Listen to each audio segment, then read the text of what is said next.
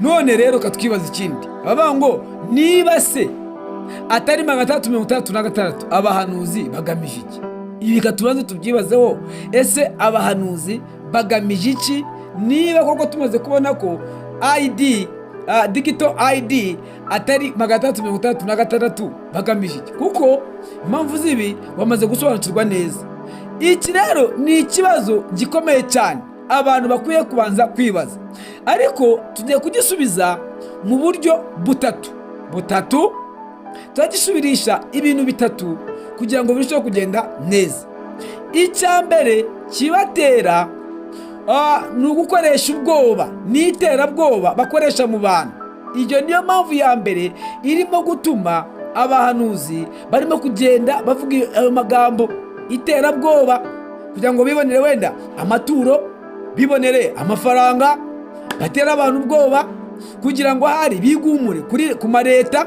Ibyo nibyo rero cya mbere gikomeye baba bashaka. Rero iyo utinyutse ntutekereza, ahubwo wemera ibyo bakubwiye. Ibyo nibyo ugomba kubanza kumenya cyane. Ibyo nibyo ugomba kubanza kumenya. Iyo utinyitse cyane ugatinya ibintu byose, ndetse ugatinya ibyo abantu barimo kuvuga, icyo gihe rero bigutera ikibazo gikomeye, nawe ukemera ibyo bavuze byose. Rero uyu munsi ugomba gushyira ubwoba, ugashyira amanga, ndetse ntiwongere gutinya ikintu icyo ari cyo cyose, ku buryo umuntu akubwira akantu ugahita nawe wahamuka. Icyo ni igisubizo cya mbere. Igisubizo cya kabiri gituma bakora ibyo bintu ni ukwiyerekana nk'abafite imbaraga, cyangwa se bafite revealing special.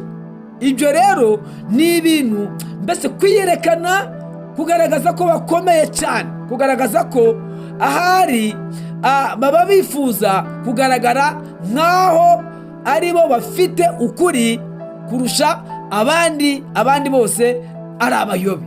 Kuko uzabona ukuntu bazigisha haba ngo murapfuye, ngo twebwe nutwe dufite ukuri, ngo tuvuge ukuri konyine. Ariko se koko nibyo se nibyo? Icyambere uzabumva iyo bavuga bati ni twebwe twenyine, nitwe tuvuga ukuri kuko abandi bose barayobye. Ibi rero nibyo Bibiliya yita ubwibone, Bibiliya ibyita ubuyobe.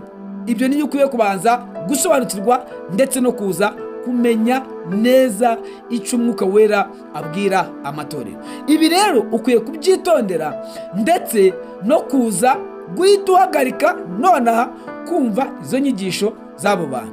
Ukwiye kubimenya.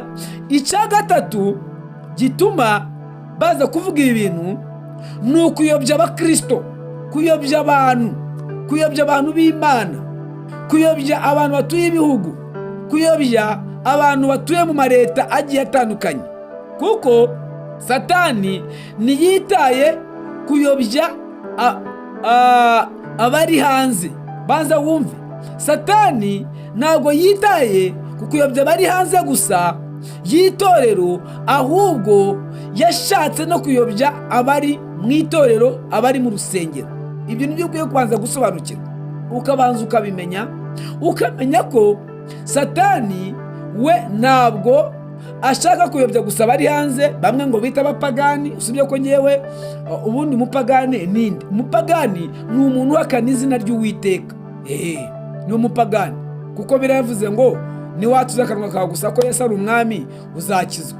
Agakiza rero ntabwo tugapimira ko umuntu ari mu rusengero. Agakiza ntabwo tugapimira cyangwa tugapimisha ijisho, ahubwo agakiza gapimwa n'Umwuka Wera uba mu muntu, cyangwa se Imana nyir'ubwite.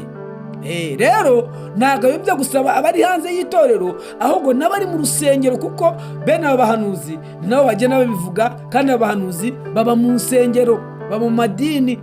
Mwibuke 2020 abantu bayobywa kandi n'ubuhanuzi. Ubuhanuzi ntabwo natinya kubuvuga, bwari bututse muri gatori mu badive. Ubuhanuzi bufata abadive ko isi cyangwa se manda izarangira mu mwaka w'2000. Ubuhanuzi mu badive ufata abagatolika, ufata abadeperi, ufata amacacizi, ufata abantu bose, ndetse abantu barayoba, bamwe baraye mu masitade, abandi banga guhinga, abandi banga kurya, abandi barya amafaranga barayamara, abandi imirima barayigurisha ngo bagiye gupfa. Ariko si uyu munsi turi 2026, hashize imyaka 26, kandi abahanuzi b'ibinyoma baramaze kuvuga ko isi igiye kurangira. None iyi si yararangiye cyangwa isi iracyari? Ejo bundi mwumvise umuntu muri Ghana, ni muri hehe Imana avuga ngo Imana ngo izavuga ngo kuri 25 z'ukwa 12. Nyamara Rovensis yabyutse yigurira imodoka, agenda mu modoka y'igikoko ndetse inahenze cyane. Rero abakristo mukwiye kwirinda abahanuzi b'ibinyoma bo kuza kubashuka. Narigiye koresha ijambo rivuga ngo kubarindagiza. Ni nako bimeze, kuko ubwabo bo bamaze kurindagira, batazi ibyo bavuga ndetse n'ibyo basoma ibyo ari byo. Ariko ahangaho umukristo akwiye kuba strong.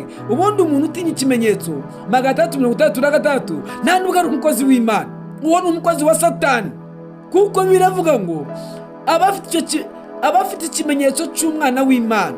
Bibiri ivuga ngo iki? Iravuga ngo urufatiro rw'Uwiteka ruracyahagaze, rwanditseho ikimenyetso kivuga ngo Uwiteka azabe. Niba warizeye Kristo ukizera imbaraga z'Imana, ikimenyetso 336 muzahurira he? Ubundi abantu bacigisha ndetse ntabwo basomye Bibiliya, kuko ikimenyetso kizaza itorero ry'Imana ritakiri mu isi. Muzi impamvu gitiza kuza? Nuko itorero rikiri hano ku isi. Haleluya! Itorero nirimara kugenda, itorero nirihaguruka rikava ku isi, ikimenyetso muzacitege, ikimenyetso muzitega ko cyamaze kuza.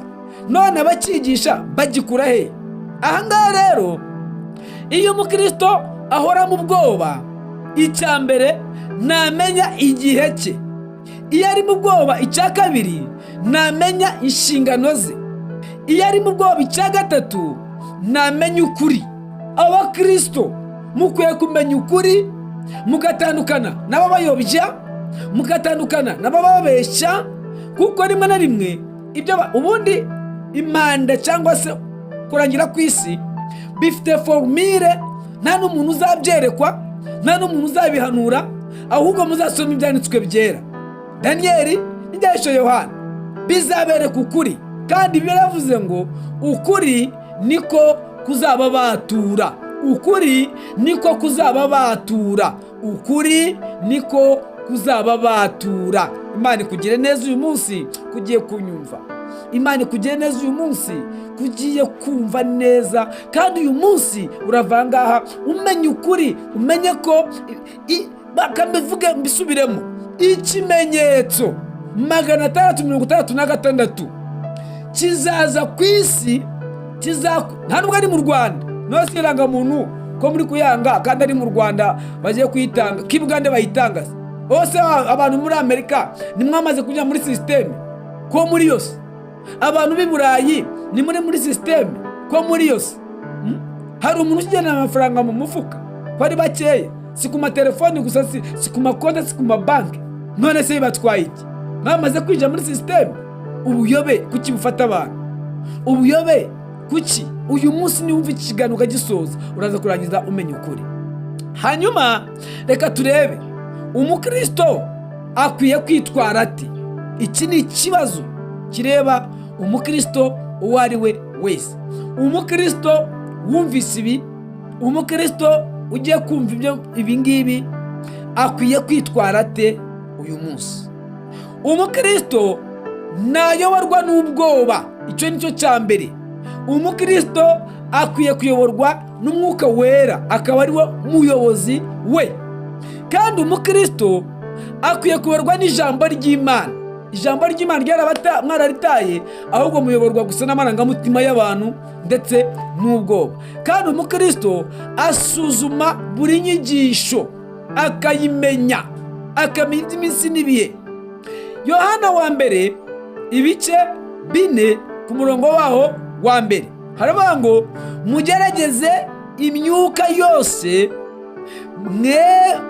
murebe ko iyo myuka ituruka ku Mana.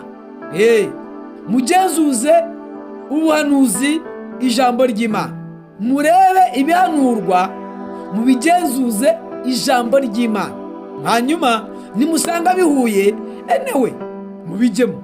None niba ijambo ry'Imana rivuga ngo ikimenyetso cyangwa se antikristo azaza ku isi, itorero ryaragiye, itorero rizaba riri mu kirere imyaka 3 n'igice ripimirwa imirimo, hanyuma rizagaruka ku isi. Bibiliya ivuga ko Yesu azamanukana n'itorero ku musozi wa Erayona, aho ngaho niho bazima ubwami bw'imyaka 1000. Reka iri jambo ubwami bw'imyaka 1000 tuzarigarukaho turyigishe ukwari. Ahangaha rero ntukemere inyigisho yose kuko ivuzwe n'umuhanuzi ngo yahanuye ngo ibintu ngo ni ukuri, ariko umuhanuzi kwitera ubwo barirwa bababeshya gusa, birirwa babahanurira. Ndaje mbakore ikiganiro cy'amavuta, mbakore ikiganiro cy'umunyu, mbakore ikiganiro cy'amazi, birirwa babagurisha ngo muzana umunyu, ngo muzana amavuta, bakayabasiga mukirwa muyishyura amafaranga, amazi mukirwa muyateragura abantu babigize akamenyero. Ibyo ngibyo Imana ntabwo yabikoreramo. Nzaza mbereke icyo kiganiro. Rero reka niba uhuje na Bibiliya yose atari umurongo umwe gusa, ubanza urebe ko iyo nyigisho ihuje na Bibiliya ariko atari umurongo umwe gusa umuhanuzi yafashe, cyangwa se nawe ubwawe wafashe iyo idoroji yawe ukaza ukayishyiramo. Ubanza urebe neza, ubanze ubigenzure neza, nurangiza ubone kuvuga ko ibyo bintu bakwigisha koko ariko kuri. Munyemerere dusoze iyi nyigisho, turebere hamwe tugere ku musozo. Mbabwire ngo bavandimwe, ikimenyetso 336 kirahari pe, kirahari. Bibiliya twamaze kubona ko ikivuga, ariko nikiraha abantu benshi bigishiriza cyangwa se bababwira, ntago ariho kiri gusa. Bibiliya kivuga, maze kwemera ko gihari, ariko icyo kimenyetso ntago kiri mu indangamuntu oya koranabuhanga. Ibyo banze ubimenye, indangamuntu koranabuhanga ntabwo ari 666. Irangamuntu koranabuhanga si ikimenyetso cy'inyamaswa, ahubwo irangamuntu koranabuhanga ni sisiteme y'abantu. Ibyo ubanze ubisobanukirwe neza cyane. Kandi ikimenyetso 666 kijyana no kuramya inyamaswa. Ikimenyetso 666 kijyana no kwihakana Yesu Kristo. Ikimenyetso 666 kizaza mu gihe cyacyo nk'uko Bibiliya ibivuga. Kizaza Yesu Kristo yaramaze gutwara itorero rye. Imana rero iguha umugisha ko wabanye natwe muri iki kiganiro. Nyemerera mbwire ngo niba ari ubwa mbere, kora subscribe, kora like, kora comment yawe uyiterekeho kugira ngo ibintu birusheho kumera neza cyane. Amahoro y'Imana bane nawe, Uwiteka akurinde. Reka ngusengere. Ushaka kutubaza ibibazo birambuye, waduhamagara kuri nimero yacu iri munsi y'icyo kiganiro. Uwiteka Imana iguha umugisha kandi Uwiteka akurinde, ndetse twakubwira n'ibindi bijyanye nabyo byisumbuyeho kuruta uko wenda utabyumvise neza. Reka dusoze dusenga Imana. Uwiteka Mana ishobora byose, turagushimiye ko uri umutabazi, turagushimiye ko uri umukiza wacu bwite, turagushimiye ko uri umurengezi mu izina rya Yesu. Uri Data wa twese mwiza, uri Imana ishobora byose, uri inyangamugayo.